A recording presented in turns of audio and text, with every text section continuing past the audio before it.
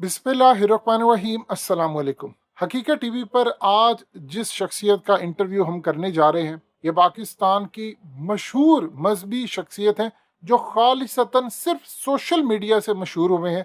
एक मजहबी स्कॉलर हैं, मिनिस्ट्री ऑफ डिफेंस के 19वें ग्रेड के ऑफिसर रह चुके हैं और हालिया इन्होंने रिटायरमेंट दी है।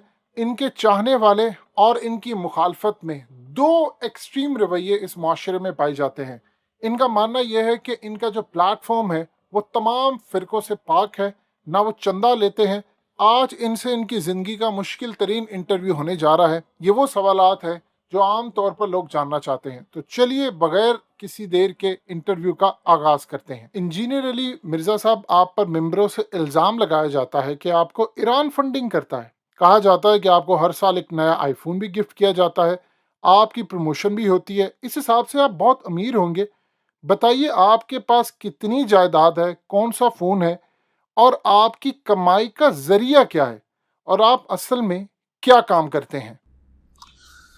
ला हौला वला कुव्वता इल्ला बिल्लाह। अल्लाहुम्मा सल्ली अला मुहम्मद व अला आलि मुहम्मद।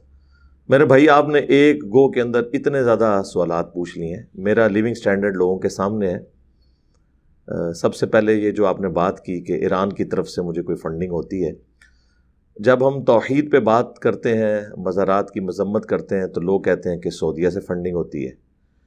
जब हम अहलुल बैत का मुकदमा अवामुन नास के सामने रखते हैं तो फिर पब्लिक कहती है कि जी आपको ईरान से फंडिंग होती है। आईफोन क्या, मैं तो स्मार्टफोन इस्तेमाल ही नहीं कर सकता, क्योंकि मेरा ताल्लुक़ एक बड़े सेंसिटिव इदारे के साथ है, तो वहाँ पर स्मार्टफोन अलाउ ही नहीं है। इसी वजह से मैंने शुरू ही से स्मार्टफोन कभी यूज़ किए ही नहीं।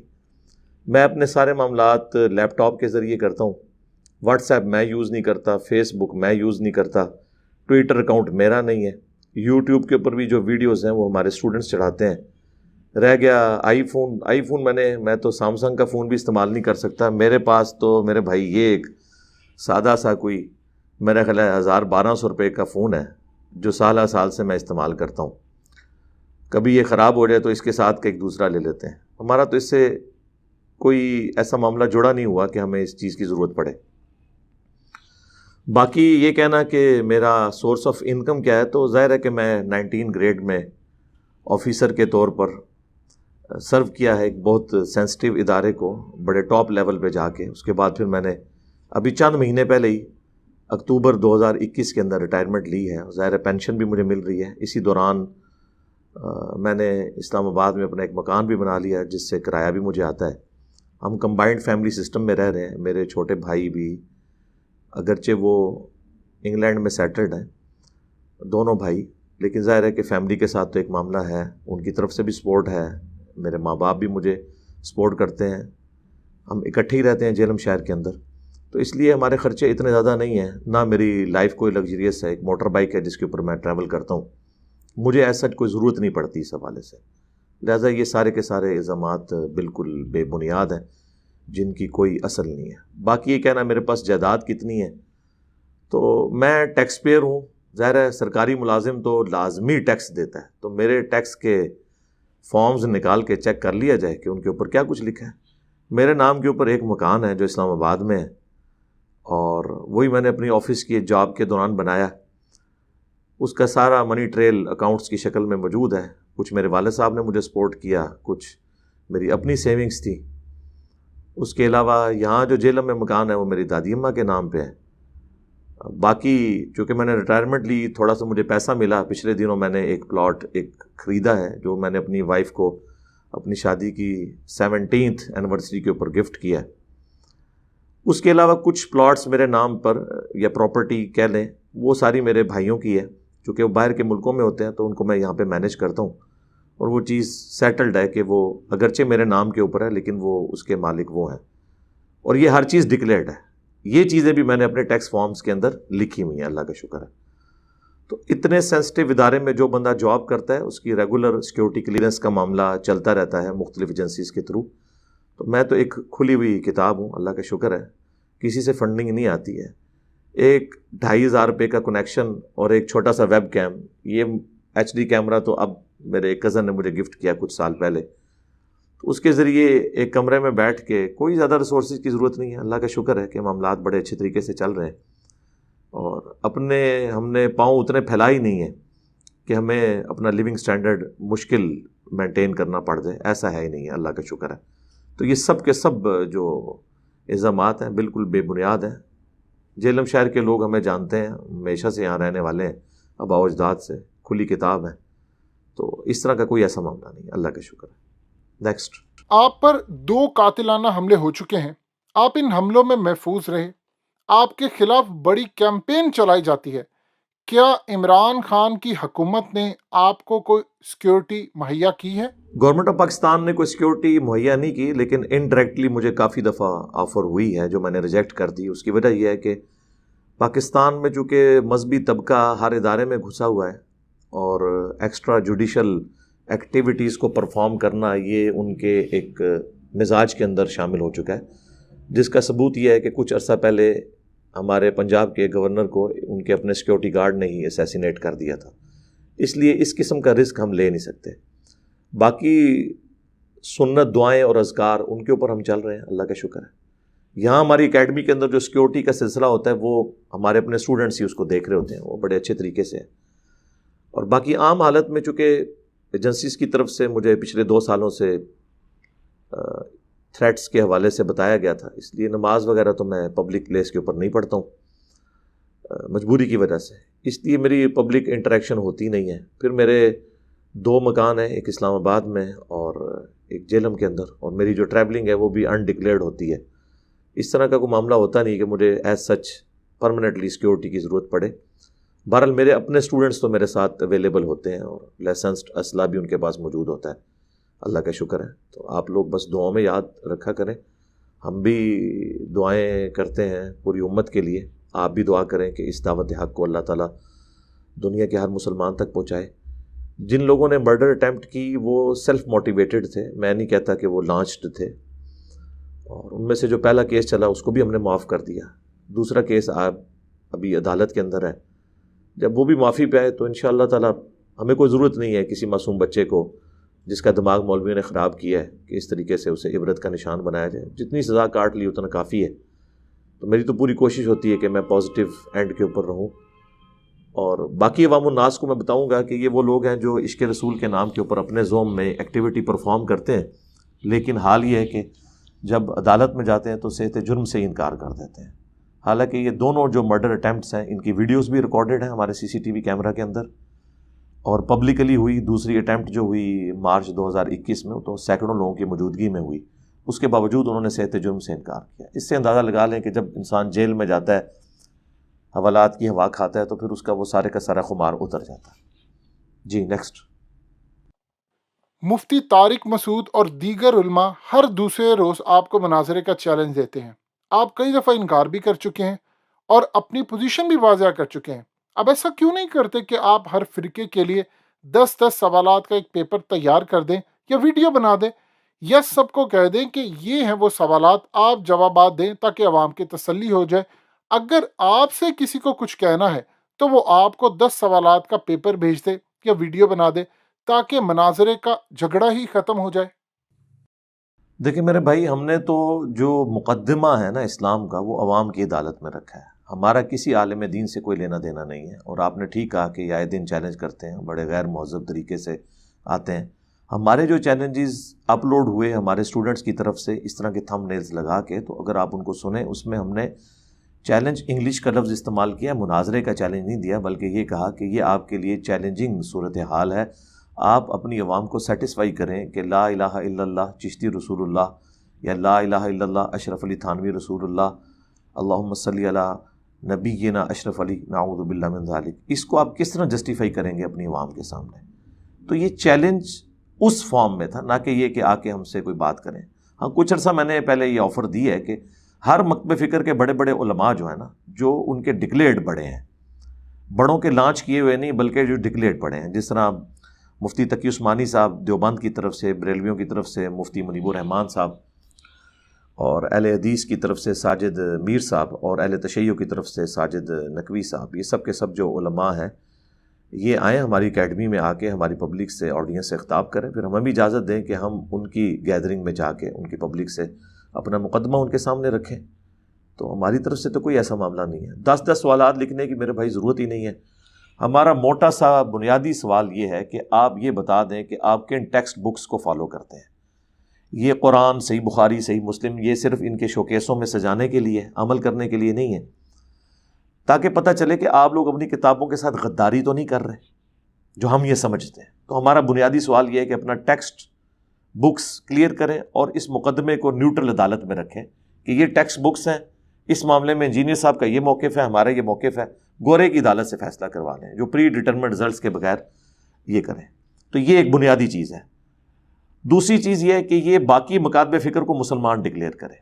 پبلکلی تو یہ کہتے ہیں ہم مسلمان سمجھتے ہیں، لیکن یہ تقیہ کر رہے ہوتے ہیں، یہ کافر سمجھتے ہیں ایک دوسرے کو، جس کا ثبوت یہ ہے کہ حسام الحرمین میں آج سے آلموسٹ 100 سال پہلے 1905 میں احمد بریلوی صاحب نے دیوبند کو جو ہے وہ مرتد ڈکلیئر کیا، اور احکام شریعت کتاب کے اندر انہوں نے دیوبند، اہل حدیث، اہل تشیع، ایون قادیانی کافروں کو بھی ان کے ساتھ شامل کر کے کہا کہ یہ 1,00,000 دفعہ بھی اللہ کا نام لیں تو ذبیحہ مردار ہی رہے گا، اور یہ سب کے سب مرتد یعنی واجب القتل ہیں، البتہ یہود و نصارہ کا ذبیحہ حلال ہے۔ اس کے جواب میں جب المہند علی المفند لکھی علماء دیوبند نے، جس پہ اشرفی تھانوی صاحب اور درجنوں علماء نے سگنیچر کیے، انہوں نے بھی کہا کہ احمد بریلوی اور ان کی جماعت ایک شیطانی لشکر ہے جو ہم پہ حملہ آور ہوا ہے، اور اہل حدیث کے بارے میں المہند میں لکھا یہ خوارج کی ایک جماعت ہے، محمد بن عبد الوہاب صاحب کے بارے میں۔ تو ایک دوسرے کو مسلمان ہی نہیں سمجھتے، یہ کہتے ہیں ہم سمجھتے ہیں، تو ہم کہتے ہیں آپ اس طرح سٹیٹمنٹ لکھ کے دیں کہ ہمارے سوا جتنے فرقے ہیں اگرچہ ہم انہیں مسلمان سمجھتے ہیں لیکن وہ گمراہ ہیں، ایک نہ ایک دن اپنا عذاب بھگت کر جن عقائد پہ وہ دنیا میں ہیں، انہی عقائد کے ساتھ دنیا سے چلے گئے تو اللہ کے حضور وہ ایک نہ ایک دن بخشے جائیں گے، تو یہ قیامت تک کوئی لکھ کے نہیں دے گا۔ تو اس لیے یہ ہمارا دوسرا ایشو ہے ان کے ساتھ۔ تیسرا یہ ہے کہ جب آپ مسلمان سمجھتے ہیں تو آپ یہ ڈکلیئر کریں کہ ایک دوسرے کے پیچھے نماز پڑھنا درست ہے، یہ پٹیاں نہ پڑھایا کریں کہ فلاں کے پیچھے نماز ہوتی ہے، فلاں کے پیچھے نہیں ہوتی۔ چوتھی بات اسی کے ساتھ کورلیٹڈ ہے کہ پھر یہ بھی کہیں کہ آپس میں نکاح بھی ہو جاتا ہے۔ یہ مینلی آپ سمجھ لیں 3-4 باتیں ہیں، باقی تو مقدمہ تو بہت زیادہ ہے، ہم نے ویڈیوز میں عوام کی عدالت میں رکھا ہے، ہمیں کوئی جواب نہ دے، عوام کو سیٹسفائی کرے ان عقائد و نظریات کے اوپر۔ ہمیں پرسنلی کسی کے ساتھ کوئی لینا دینا نہیں ہے، کیونکہ نہ ہماری کوئی چندہ بک ہے، نہ ہماری کوئی مسجد ہے، نہ کوئی مدرسہ ہے، نہ کوئی فرقہ لانچ کیا۔ جب ہم چندے آپ کو دیں، نمازیں آپ کے پیچھے پڑھیں، آپ ہی کی مساجد میں ہمارے اسٹوڈنٹس نمازیں پڑھیں، پھر ہم تو آپ کے کمپٹیٹر ہے ہی نہیں ہے، اللہ کا شکر ہے۔ یہ تو میڈیا کی، سوشل میڈیا کی برکت ہے کہ آج دنیا میں سب سے لیڈنگ پلیٹ فارم ہمارا بن گیا، الحمدللہ۔ تو یہ اللہ تعالیٰ کی ایک غیبی مدد آئی ہے، اللہ کا شکر ہے۔ اور دیکھیں دنیا میں واحد ایک ریلیجس آپ سمجھ لیں اسکالر کے طور پہ کہہ لیں یا ایک اسٹوڈنٹ کے طور پہ، کہ جس کا تعارف ہمیشہ نیگیٹو فارم میں ہوتا ہے، لیکن جو ایک بار سن لیتا ہے وہ اپنے صدیوں کے فرقے کو چھوڑ کر اس طرف اٹیچ ہو جاتا ہے۔ تو یہ سچائی کی طاقت ہے۔ باقی لوگ تو گھیر گھار کے اپنے فرقوں اور مولویوں کے ساتھ اٹیچ کرتے ہیں، ہمارا نیگیٹو تعارف ہوتا ہے۔ اس کا ثبوت ہماری لائف سٹوریز چل رہی ہیں اسٹوڈنٹس کی، لاکھوں میں جو دنیا چینج ہوئی ہے وہ اپنی اپنی پوری لائف سٹوری بتا رہے ہیں۔ 99.9% لوگ کہہ رہے ہیں کہ ہمیں نیگیٹو کٹے ہوئے کانٹ چھانٹ کے ساتھ کلپ ملے، ہم نے سنا تو دیکھا کہ ایک بندہ واحد ہے جو بکس کو فالو کر رہا ہے، ہر چیز کا حوالہ قرآن اور سنت سے دیتا ہے، اور پھر ڈسپلے ہو کے وہ ساری چیزیں کیمرے کے سامنے آتی ہیں، ہم کاؤنٹر ویریفائی کر لیتے ہیں۔ آج کے دور میں تو کوئی مسئلہ نہیں، اتنے سافٹ ویئرز اویلیبل ہیں اور PDF بکس کے اویلیبل ہیں تمام مکاتب فکر کے، تو اللہ کا شکر ہے دنیا میں کوئی ایسا بندہ میرے علم میں تو نہیں آیا کہ جس کا تعارف نیگیٹو ہو اور لوگ سن کے اسی کو سمجھیں کہ یہ پازیٹیو ہے، باقی سب کے سب 2 نمبری کر رہے ہیں۔ جی نیکسٹ۔ انجینئر صاحب، آپ پر الزام ہے کہ آپ کی ویڈیوز دیکھنے کے بعد لوگوں نے مساجد میں چندہ دینا کم کر دیا ہے، کیا آپ کو نہیں لگتا کہ اس سے اسلام کو نقصان پہنچے گا؟ ہزاروں لاکھوں بچے جو مدارس میں پڑھتے ہیں، مساجد چلتی ہیں، چندے پر چلتی ہیں، ان کو آپ کی ویڈیو سے نقصان ہوگا؟ دیکھیں میری وجہ سے لوگوں نے چندہ دینا بند نہیں کیا، یہ خام خیالی ہے لوگوں کی کہ میری وجہ سے چندہ کام کیا۔ میں نے کبھی کسی کو نہیں کہا، بلکہ میں تو اپنے اسٹوڈنٹ سے کہتا ہوں کہ آپ بڑی ونریبل زندگی گزار رہے ہیں، آپ کے گھر والے آپ کے خلاف ہیں، رشتہ دار خلاف ہیں، علماء خلاف ہیں، مہربانی کر کے آپ اپنے علماء کو، امام مسجد کو فائنینشلی تھوڑا بہت سپورٹ کیا کریں تاکہ آپ کے لیے وہ سافٹ کارنر رکھیں۔ میں نے تو کبھی نہیں کہا کہ ان کا چندہ بند کریں، یہ وہ لوگ خود سمجھتے ہیں۔ اس کی وجہ میرا خیال ہے وہ لیکس ہیں ویڈیوز کی، جو علماء کی اور مفتیوں کی جو مدارس کے اندر برے کام ہوتے ہیں، اس کی وجہ سے لوگ ان سے متنفر ہوئے ہیں. میں نے نہیں کہا. میں تو ہمیشہ کہتا ہوں کہ میں واقعی اس پلانٹ ارتھ پہ سب سے بڑی NGOs ان مدارس کو سمجھتا ہوں.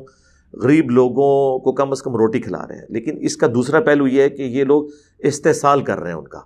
روٹی کے نام کے اوپر اپنے غلط عقائد و نظریات بھی ان میں پھیلا رہے ہیں. اور اللہ کا شکر ہے ہماری اس دعوت کی برکت سے مدارس کے کئی اسٹوڈنٹس درس نظامی کرنے والے وہ بھی ریورٹ ہوئے ہیں. کئی لوگوں کی ڈگریاں علماء نے روک لی ہیں کہ جی تم انجینئر سے اعلان برات کرو. پھر ہم اسٹوڈنٹس کو یہاں بھی آتے ہیں, ہم کہتے ہیں یار آپ اپنے آپ کو ایکسپوز نہ کریں, آپ ایک دفعہ ان سے ڈگری لے لیں, پھر انشاءاللہ تعالیٰ ان تک حق بات پہنچائیں. تو میں کبھی بھی نہیں ایسا کسی کو کہوں گا کہ کرے. میں خود مدارس کے اندر چندے دیتا ہوں. میری گلی میں بریلویوں کی مسجد ہے, میری قربانی کی کھال وہاں پہ جاتی ہے.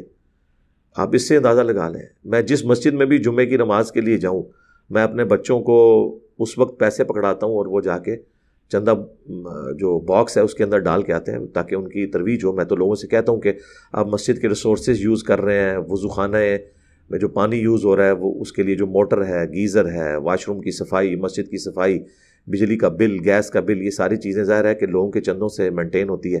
پاکستان میں تو حکومت سپورٹ نہیں کرتی اس طرح کے مدارس کو, تو چندہ ضرور دینا چاہیے. اگر کسی نے بند کر دیے تب بھی دیں. البتہ میں یہ ضرور کہتا ہوں کہ اس سے بہتر مصرف بھی ہے کہ ہمارے پاکستان جیسے غریب ملک میں پاورٹی سرکل سے نکلنے کے لیے, غربت کے سرکل کو توڑنے کے لیے ایک لوور مڈل کلاس فیملی کے لیے ایک ہی ذریعہ ہے کہ وہ تعلیم یافتہ ہو جائیں ان کے بچے. ہم خود لوور مڈل کلاس سے اپر مڈل کلاس میں تعلیم کی برکت سے آئے ہیں. اچھی جاب مل گئی, میکینیکل انجینئرنگ میں نے کی آنرز کے ساتھ, اس کے بعد ایک اچھی نوکری مل گئی. تو یہ سب کا سب معاملہ تعلیم کی برکت سے ہوا. تو اس لیے میں کہتا ہوں سب سے بہترین مصرف یہ ہے کہ آپ کسی غریب بچے کا مکمل خرچہ اٹھائیں جو پڑھنے لکھنے کے قابل ہو. 2014 میں جب آخری دفعہ عمرے کے لیے گیا, وہ بھی بیوی کی ضد پہ, تو میں نے خانہ کعبہ کے سین میں اس سے یہ عہد لیا تھا کہ ہم کبھی اب واپس حرمین نہیں آئیں گے. حج ہم نے 2007 میں کر لیا, 2014 میں عمرہ کر لیا, اب یہ دیکھ لیں آج فروری 2022 چل رہا ہے, اس کے بعد نہیں گئے. اور ہم وہ تمام پیسے جو ہیں وہ اسی مصرف میں صرف کریں گے, اور الحمدللہ ہم کرتے ہیں, اللہ کا شکر ہے. اس چیریٹی میں پرائورٹی میں دیتے ہیں, لیکن مدارس کو بھی دیتے ہیں, مسجدوں کو بھی دیتے ہیں, اللہ کا شکر ہے الحمدللہ. نیکسٹ. آپ کا ماننا ہے کہ آپ دین کی دعوت کا کام کرتے ہیں, یہ فرقہ واریت سے پاک ہے. کیا عمران خان کی حکومت نے کبھی آپ کو دعوت دی کہ آئیں کوئی پروگرام شروع کریں تاکہ ہم اس فرقہ واریت کی لعنت سے ملک کو پاک کریں؟ کیا کوئی ایسا فقہ نہیں بن سکتا جو پانچوں معروف فقہ یعنی حنفی، شافعی، مالکی، حنبلی اور فقہ جعفریہ پر مشتمل ہو اور ہم فرقہ واریت سے ہمیشہ کے لیے پاک ہو جائیں؟ دیکھیں اس طرح کی کوئی آفر گورنمنٹ کی طرف سے مجھے ہوئی نہیں ہے. ہو بھی تو میں اس کو انڈائریکٹلی تو بہت زیادہ آفرز ہوئیں مجھے. ظاہر ہے کہ وہ پھر ڈائریکٹلی تو آفرز نہیں آتی اس طرح کی. تو میں نے ہمیشہ کہا کہ میں آپ کو اسسٹ ضرور کروں گا, لیکن میں فرنٹ سے لیڈ نہیں کروں گا, کیونکہ ہم سٹیک ہولڈر اس اعتبار سے نہیں ہیں. نہ ہمارے مدارس ہیں, نہ ہماری مسجدیں ہیں, نہ کوئی ہم نے فرقہ لانچ کیا. ہم تو سب کے پیچھے نماز پڑھتے ہیں, سب کو مسلمان سمجھتے ہیں. اس لیے بہتر یہ ہے کہ جو بڑے بڑے فرقے ہیں نا, بریلوی, دیوبندی, اہل حدیث, شیعہ, ان کے لوگوں کو آگے لایا جائے اور ان کے ذریعے کام لیا جائے. اور یہ تو پاسبل نہیں کہ دنیا سے اختلاف ختم ہو جائے. ایک ہی صورت میں اختلاف ختم ہو سکتا ہے کہ یا تو وقت کا پیغمبر دنیا میں موجود ہو, یا پھر لوگ عقل استعمال کرنا چھوڑ دیں. ان دونوں میں سے ایک چیز ہو تو اختلاف ختم ہو سکتا ہے, اور یہ پاسبل نہیں. اختلاف تو رہے گا, لیکن ہم نے اسی اختلاف کے اندر کو ایگزسٹ کرنا ہے, ایک دوسرے کا احترام کرنا ہے, اپنی بات احترام کے ساتھ, علمی دلائل کے ساتھ لوگوں کے سامنے رکھنی ہے. گورنمنٹ لیول کے اوپر بھی آپ دیکھ لیں, جتنی بھی حکومتیں ہیں, عمران خان صاحب کی گورنمنٹ سے پہلے بھی جتنی حکومتیں ہیں, آپ دیکھیں کہ ان میں سارے وہ پیر خانوں کے گدی نشین لوگ بیٹھے ہوئے ہوتے ہیں, بڑے بڑے علماء وہی ہر حکومت میں آ جاتے ہیں. تو وہ کب چاہیں گے کہ اس طرح کی تفریقیں ختم ہو؟ تو میں سمجھتا ہوں کہ بیسیکلی ہمارے پولیٹیشنز میں ایسے موجود ہیں لوگ جو اس طرح کہ اتحاد امت کو پسند نہیں کریں گے, ورنہ ان کی روزی روٹی کے اڈے بند ہو جائیں گے. میں اشارتاً بات کر رہا ہوں, آپ لوگ سمجھ جائیں گے. نیکسٹ. انجینئر صاحب، آپ کے بارے میں پاکستان اور بھارت کے تمام فرقے اس بات پر متفق ہیں کہ آپ حق پر نہیں ہیں, آپ ایک نیا فتنہ پھیلاتے ہیں. لہٰذا کیا وجہ ہے کہ ہر فرقے کے علماء اپنے ممبر سے اور تقریروں میں یہ کہتے پائے جاتے ہیں کہ کسی کی بھی ویڈیو دیکھ لے, جو مرضی ہو جائے, لیکن انجینئر کی ویڈیو نہیں دیکھنی؟ ایسا کیوں؟ دیکھیں میں نے پہلے بھی عرض کیا کہ یہ تو آپس میں بھی ایک دوسرے کو اسی طریقے سے ہی سمجھتے ہیں. صرف میرا مسئلہ نہیں ہے, انہوں نے آپس میں بھی ایک دوسرے کو کافر ڈکلیئر کیا ہوا ہے، جس کانٹیکسٹ میں نے پہلے بھی بات کر چکا ہوں کہ حسام الحرمین کے اندر احمد رضا بریلوی صاحب نے دیوبندیوں کی جماعت کو واجب القتل قرار دیا ہے، مرتد، اور اس کے جواب میں المحند علی المفند میں انہوں نے بریلوی جو علماء ہیں ان کو ڈکلیئر کیا ہے کہ یہ جو ہے ایک شیطانی لشکر ہے، جس طرح انبیاء کے اوپر شیاطین حملہ آور ہوتے تھے، یہ حملہ آور ہوئے ہیں، انہوں نے ان کو گمراہ ڈکلیئر کیا ہے۔ اہل حدیث ان کو گمراہ سمجھتے ہیں، سب ایک دوسرے کو گمراہ سمجھتے ہیں، تو یہ میرا مسئلہ نہیں ہے۔ باقی کہہ دیا کہ آپ نے کہ جو تمام فرقے ہیں وہ مجھے گمراہ ڈکلیئر کرتے ہیں، تو وہ آپس میں بھی ایک دوسرے کو کرتے ہیں، لیکن اس کا ایک بڑا اچھا پہلو یہ ہے کہ ان کی عوام ہمیں سنتی ہے۔ میرا یہ دعویٰ ہے کہ ہمارا پلیٹ فارم ایسا ہے کہ اس میں کوئی ایک نظریہ بھی ہم نے ایسا لانچ نہیں کیا جو آج سے پہلے 1400 سال میں ایگزسٹ نہ کرتا ہو امت میں کسی نہ کسی فارم میں۔ مثلا اگر میں توحید اتنی سختی سے بیان کر رہا ہوں تو اہل حدیث اسی سختی سے توحید بیان کرتے ہیں۔ اگر میں اہل بیت کا دفاع کر رہا ہوں تو اس سے زیادہ سختی سے اہل تشیع اہل بیت کے دفاع پہ بات کرتے ہیں۔ اگر میں صحابہ کرام کا، خلفائے راشدین کا دفاع کرتا ہوں تو دیوبند اور بریلوی اسی طرح کرتے ہیں۔ اگر میں عشق رسول کی بات کرتا ہوں، محبت رسول کی بات کرتا ہوں صلی اللہ علیہ وآلہ وسلم، تو یہ تمام مکاتب فکر کے لوگ کر رہے ہیں۔ ہمیں کوئی ایک نظریہ بتائیں کہ جس میں کوئی ہمارے ساتھ کھڑا نہ ہو، تو اس کے لیے میں پھر بڑا سخت جملہ بولتا ہوں کہ ہمارے ہر نظریے سے کسی نہ کسی فرقے کی دم پہ پاؤں آتا ہے تو پیرلل میں کسی دوسرے فرقے کی گلے میں ہار جا رہا ہوتا ہے، اور وہ کہتے ہیں انجینئر صاحب کم چک کے رکھو۔ رفع الیدین پہ جب ہم بات کرتے ہیں تو اہل حدیث کہتے ہیں واہ واہ واہ کیا بات ہے انجینئر صاحب کم چک کے رکھو، لیکن بریلوی دیوبندی کہتے ہیں نہیں نہیں آپ تو اختلاف پیدا کر رہے ہیں، ہم تو رفع الیدین نہیں کرتے۔ جب میں اہل بیت کا دفاع کرتا ہوں تو اہل تشیع کہتے ہیں انجینئر صاحب کم چک کے رکھو، جبکہ سنی کہتے ہیں کہ جناب آپ یہ کیا کر رہے ہیں۔ جب میں محبت رسول کے اوپر، حیات النبی کے عقیدے کے اوپر بات کرتا ہوں تو اہل حدیث کو تکلیف ہو جاتی ہے، اور دیوبندی اور بریلوی کہتے ہیں انجینئر صاحب بالکل ٹھیک، آپ اہل حدیث کی کلاس لیتے ہیں، چاہے ناسبیت کے ایشو کے اوپر لیں، چاہے یزیدیت کے خلاف آپ بات کریں، تو سب کے سب خوش بھی ہیں اور ناراض بھی ہیں۔ ہمارا کام ہے حق بات کرنا، ہمارا مقدمہ عوام الناس کی عدالت میں، ہمیں اس چیز کی کوئی پرواہ نہیں ہے، اور ہم علمی اختلاف کر رہے ہیں، کسی کو تلوار کی زور کے اوپر یا فتووں کی زد میں لا کر انہیں ونریبل نہیں کر رہے کہ آپ گستاخ رسول ہو، آپ گستاخ صحابہ ہو، آپ گستاخ اہل بیت ہو، آپ اللہ کے گستاخ ہو، نہیں۔ ہاں عبارتوں پہ بات کرتے ہیں۔ میں پرانے بزرگوں کے بارے میں بھی جو بات کرتا ہوں، میں کہتا ہوں کہ 1 ٹن حسن زن میں نے اپنے سر کے اوپر رکھا ہوا ہے۔ میں یہ کہتا ہوں کہ ان کی کتابیں اور ان کی عبارتیں غلط ہیں، ان بزرگوں کو میں کچھ نہیں کہتا، ہو سکتا ہے وہ توبہ کر کے مرے ہو سکتا ہے یہ ان کی کتابیں نہ ہوں، بعد میں ٹیمپر ہو گئی ہوں، اور اگر بعد میں ٹیمپر ہوئی ہیں تو پھر آپ بھی ان سے دستبردار ہوں اور قرآن و سنت پر، کتاب و سنت پہ آ جائیں۔ جو اللہ کے محبوب صلی اللہ علیہ وآلہ وسلم نے حجۃ الوداع پہ قرآن و سنت چھوڑی، جو المستدرک للحاکم میں حدیث ہے، اور غدیر خم کی حدیث جو ہے وہ صحیح مسلم کے اندر موجود ہے، قرآن اور اہل بیت۔ قرآن کو پکڑنا ہے، اس میں ہدایت ہے، نور ہے، یہ اللہ کی رسی ہے، اور میرے اہل بیت کے معاملے میں تمہیں اللہ کا خوف دلاتا ہوں۔ جی نیکسٹ۔ سری لنکن مینیجر کے سیالکوٹ واقعے پر آپ نے الزام لگایا کہ فیکٹری کے مالکان اور گارڈ سب ملے ہوئے تھے، سب نے مل کر یہ واقعہ انجام دیا۔ اس بات میں کتنی صداقت ہے کہ اس کے بعد فیکٹری کے مالکان آپ کے خلاف ہو گئے اور انہوں نے آپ کو نوٹس بھیجا؟ پورا واقعہ بتائیے۔ اتنی جرت کسی کی نہیں ہے ہمیں نوٹس بھیجے، جنہوں نے کام اپنے سامنے ڈلوایا ہے انہیں تو پتہ ہے۔ تو یہ آپ بات پہلے کلیئر کر لیں کہ میں نے قطعاً یہ نہیں کہا کہ انہوں نے قتل کروایا۔ کون فیکٹری آنر چاہے گا کہ وہ اپنے جو کسی ملازم کو یا کسی دوسری کمپنی کا ملازم جو اس میں جاب کر رہا ہو اس کو مروا کے تو اپنی فیکٹری کا کاروبار ختم کرے گا؟ میں نے یہ کہا تھا کہ انڈائریکٹلی اس حوالے سے انوالو ہے، گویا کہ انوالو ہے۔ جس طرح پاکستان میں جو بھی ایکسٹرا جوڈیشل ایکٹیویٹی ہوتی ہے تو میں کہتا ہوں کہ ریاستی اداروں کی غلط پالیسیز، مولویوں کی غلط پالیسیز کی وجہ سے ایسے ہوا ہے، گویا کہ یہ انوالو ہے۔ یہ نہیں کہ وہ کروا رہے ہوتے ہیں، اس میں بھی گویا کہ یہ انوالو ہے، کیونکہ وہاں پہ 8-10 سیکیورٹی گارڈ ہیں 6-6 فٹ کے، اور ہمارے اسٹوڈنٹس تو وہاں پہ ملازم ہیں، وہ بتاتے ہیں کہ وہ ایک تھپڑ مارتے ہیں بندہ دور جا کے گرتا ہے، اتنا ان کا رعب ہے جس طرح کوئی فرشتوں سے جو ہے نا مجرمین ڈر رہے ہوں، اس طرح ان سے ڈرتے ہیں۔ ان کی موجودگی میں یہ ایکٹیویٹی ہونا پاسبل ہی نہیں تھا۔ وہ بھی انڈائریکٹلی اسے سبق سکھانا چاہتے تھے، لیکن یہ قتل نہیں چاہتے تھے کہ وہ قتل ہو۔ لیکن جب موب آتا ہے تو موب کی اپنی سائیکی ہوتی ہے، اس کے آگے پھر آپ کنٹرول نہیں کر سکتے۔ شروع میں تو آپ اس کا مزہ لے رہے ہوتے ہیں، بعد میں وہ آپ کے قابو سے باہر ہو جاتا ہے۔ باقی یہ ٹھیک ہے کہ اس کے آنر نے ہم سے اسی وقت رابطہ کیا تھا، اگلے دن ہی۔ ان کا، میں علی بھائی کا اسٹوڈنٹ ہوں، میں ریگولرلی ان کی ویڈیوز دیکھتا ہوں۔ میرے اور ان کے مشترکہ ایک دوست ہیں سیالکوٹ کے، بہت بڑے وکیل ہیں، وہ اس کے سیالکوٹ بار کونسل کے صدر بھی رہ چکے ہیں، سالہ سال سے وہ اسٹوڈنٹ ہیں، ان کے بیٹے بھی میرے پاس آتے رہتے ہیں، تو نام لیے بغیر میں بات کروں. انہوں نے رابطہ کیا کہ اس طرح جی ان کا میں بات کرتا ہوں. انہوں نے فون پہ رابطہ کیا. میں نے کہا جی ان کو کہ آج ہی آ جائیں ادھر، اپنا سارا ایویڈنس لے کے آ جائیں، جو میں نے کلیمز کیے اس کے خلاف ان کے پاس کوئی بات ہے تو میں اپنے پلیٹ فارم سے آپ کی ویڈیو بنا کے لانچ کروں گا ساتھ بیٹھ کے، اور اس معاملے کو ہم رفع دفع کریں گے. انہوں نے کہا نہیں آپ ایکسکلوسیولی خود کریں.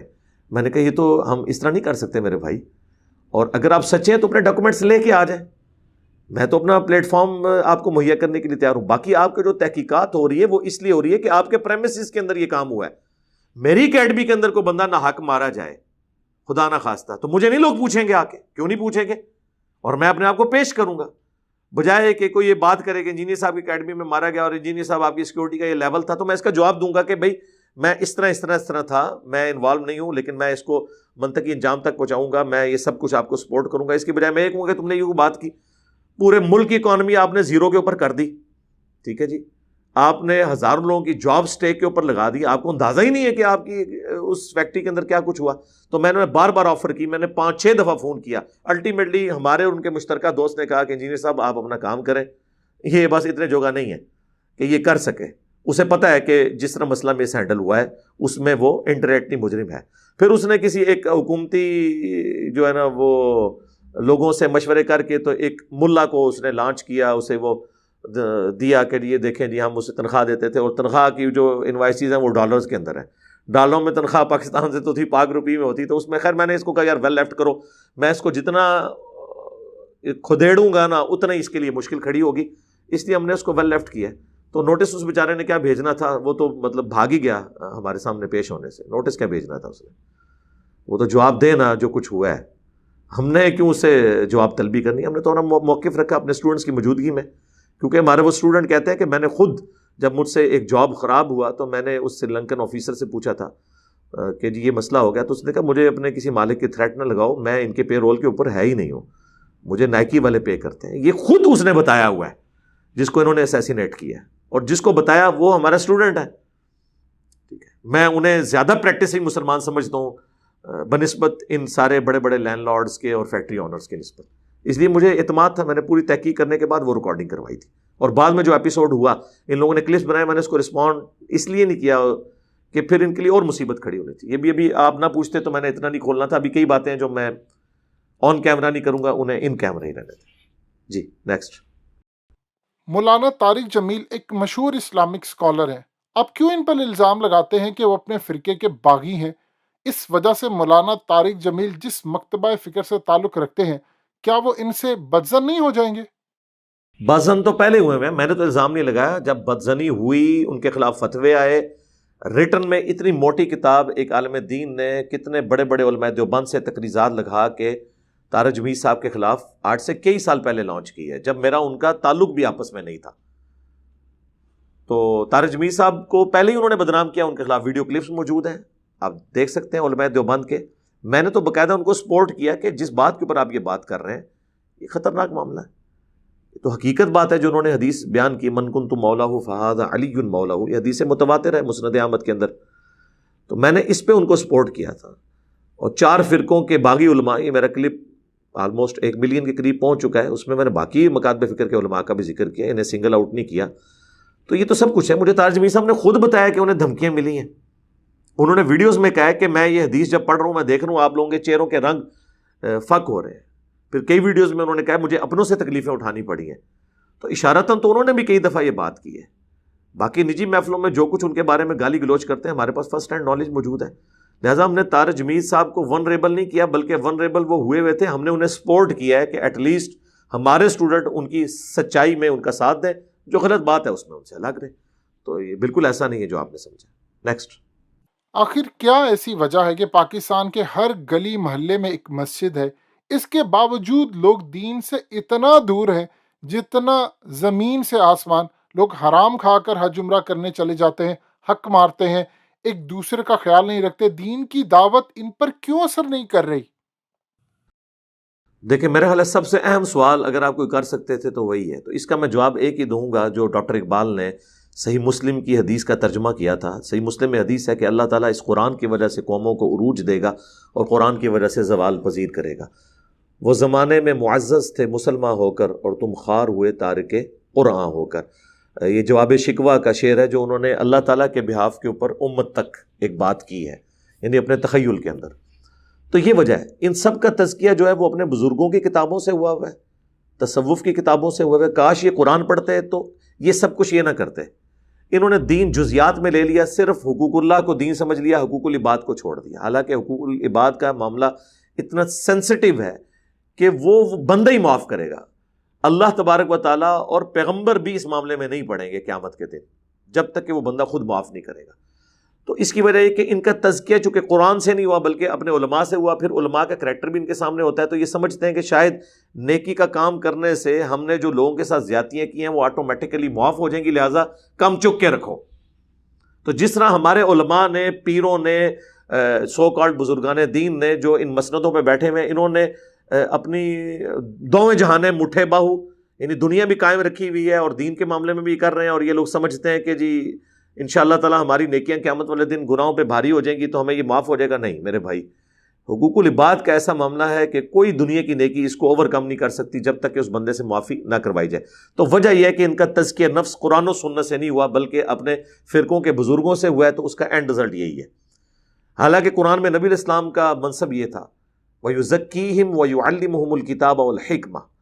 اللہ تعالیٰ کے محبوب صلی اللہ علیہ وآلہ وسلم کا منصب ہے یتلو علیہم آیاتہ، قرآن کی آیات ان پر تلاوت کرتے ہیں، وَيُزَكِّيهِمْ وَيُعَلِّمُهُمُ الْكِتَابَ وَالْحِكْمَةَ، اور ان کا دل پاک کرتے ہیں، انہیں کتاب و حکمت کی تعلیم دیتے ہیں. اور اس سے پہلے یہ لوگ کھلی گمراہی میں تھے.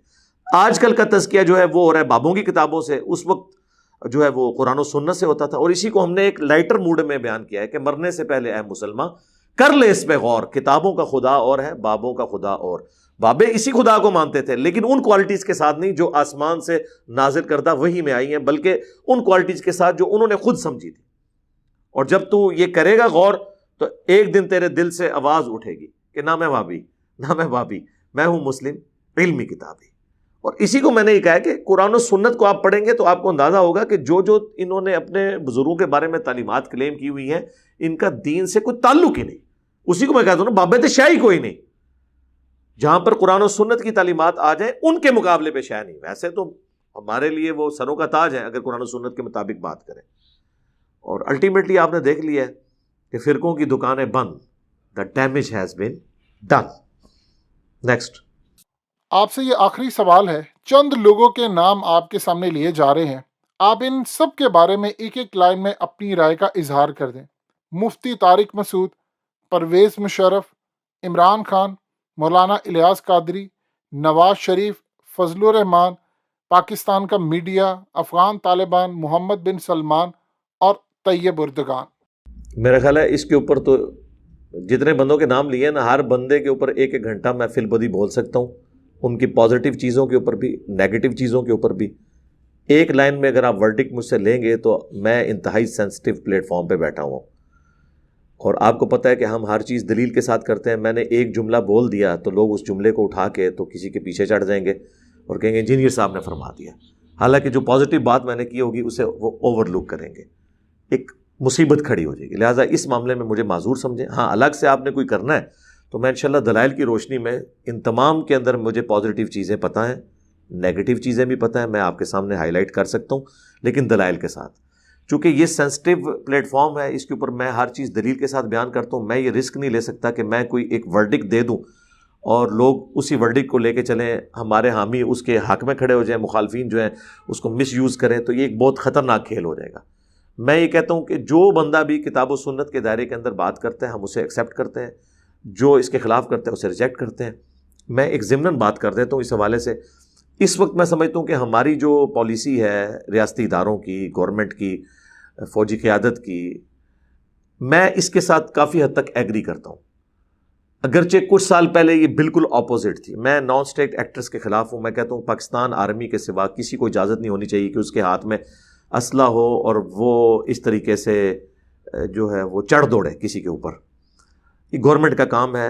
ریاستی ادارے چاہے وہ سول ادارہ پولیس کا ہو اور فوج کا ادارہ ہو، باقی جو نان اسٹیٹ ایکٹرز تنظیمیں جو کسی زمانے میں ہماری غلط پالیسیز کی وجہ سے ہم انہیں اپنا ایسٹ سمجھتے تھے، میں تو اس وقت بھی نان اسٹیٹ ایکٹرز کے خلاف تھا. اب FATF کے بعد تو آپ دیکھ رہے ہیں کہ ہماری پالیسی میں شفٹ آ چکا ہے، اور رد الفساد اور ضرب عضب کی برکت سے الحمدللہ یہ ملک رہنے کے قابل ہو گیا، اللہ کا شکر ہے. اور سب سے زیادہ نفع مجھے پہنچا ہے، ورنہ میں جس قسم کی آؤٹ اسپوکن باتیں کرتا ہوں یا تو یہ میں یورپ اور امریکہ میں رہ کے کر سکتا ہوں یا پھر پاکستان میں، وہ بھی آج کے پاکستان میں. ورنہ آپ دیکھیں پہلے تو یہاں کوئی صورتحال ہی نہیں تھی. تو اس وقت میرا یہی موقف تھا جو آج ہے. البتہ ہمارے ادارے کسی اور پیج کے اوپر تھے، آج بائی چانس وہ اسی پیج پہ ہیں. اسی وجہ سے بعض لوگ مجھے سمجھتے ہیں کہ میں ایجنسیوں کا بندہ ہوں. بالکل ایسا نہیں ہے، اگرچہ میرا تعلق ایک ڈیفنس کے ادارے کے ساتھ ہے، اور میں ظاہر ہے کہ پاکستان کے نظریات کے اوپر کوئی کمپرومائز کرنے کے لیے تیار نہیں ہوں. میری ایک جذباتی ایفیلیشن بھی ہے اور علمی ایفیلیشن بھی. اس کے باوجود آپ دیکھیں گے کہ جب کبھی بھی کوئی حکومتی ادارہ، کوئی ریاستی ادارہ کوئی ایکسٹرا جوڈیشل ایکٹیویٹی پرفارم کرتا ہے، میں اس کو ڈنکے کی چوٹ پہ کہتا ہوں کہ یہ غلط ہے. جہاں پہ ان کی اچھی بات ہے میں اس کی حمایت کرتا ہوں. لہٰذا ہم سے کوئی یہ چیز ایکسپیکٹ نہ کرے کہ ہم کسی کے لیے کام کر رہے ہیں. ہاں آٹومیٹیکلی کسی کے ساتھ کوئی چیز میچ کر جائے تو اس کا یہ مطلب نہیں کہ میں اس کے لیے کام کر رہا ہوں. مجھے ضرورت نہیں کسی کے لیے کام کرنے کی میرے بھائی. کل کو ہماری کوئی اور پالیسی شفٹ ہوتی ہے، میں پھر یہیں پہ کھڑا رہوں گا. میں اسی پالیسی کو بہتر سمجھتا ہوں کہ نان اسٹیٹ ایکٹر کی بجائے گورنمنٹ کا، اداروں کا کام ہے کہ وہ ریاست کو چلائیں، اور ہر ایک بندے کو مذہبی آزادی ہو، وہ علمی طریقے سے اپنا پوائنٹ آف ویو لوگوں کے سامنے رکھے. اور یہ جتھے اور دھرنے اس قسم کے جن میں اسلحہ انوالو ہو، لوگوں کی لائف ونریبل ہو اور روڈز بلاک ہو جائیں، میں ان کے بالکل خلاف ہوں. پہلے بھی خلاف تھا، اب بھی خلاف ہوں. اور میں سمجھتا ہوں کہ یہ چیزیں اس ملک کو سیکولرزم کی طرف لے جائیں گی، اور جو ہمارا خواب ہے کہ یہاں پر اسلامی نظام ہو وہ چکنا چور ہو جائے گا. اور پھر انہی مولویوں نے کہنا ہے کہ سیکولرزم کی طرف کیوں چلا گیا. تو میں سیکولرزم کو ان مولویوں کے ہتھے یہ ملک چڑھ جائے اس سے بہرحال بہتر سمجھتا ہوں. کم از کم مجھے آزادی تو ہوگی.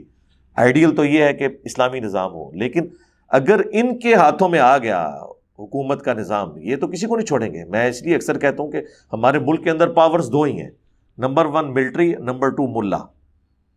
اور آپ نے دیکھ لیا ہے. اس کی میں تفصیلات میں جاؤں تو پھر میں کئی باتیں کروں گا.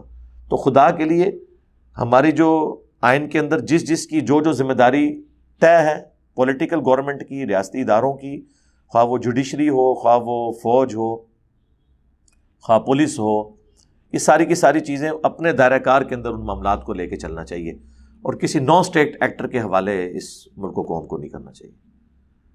میرا خیال ہے کافی ہے. آپ نے جتنے سوالات کیے جزاکم اللہ خیرہ، کہ آپ نے مجھے موقع دیا کہ میں اپنا پوائنٹ آف ویو عوام الناس کے سامنے رکھوں. اس سے زیادہ تفصیلی گفتگو ہو سکتی تھی، لیکن چونکہ آپ نے مجھے ایک لمیٹڈ ٹائم دیا، میں نے کوشش کی کہ اپنا پوائنٹ آف ویو آپ کے سامنے رکھ دوں. سبحانک اللہم و بحمدک، اشہد ان لا الہ الا انت، استغفرک و اتوب الیک، وما علینا الا البلاغ المبین. جزاکم اللہ خیرا.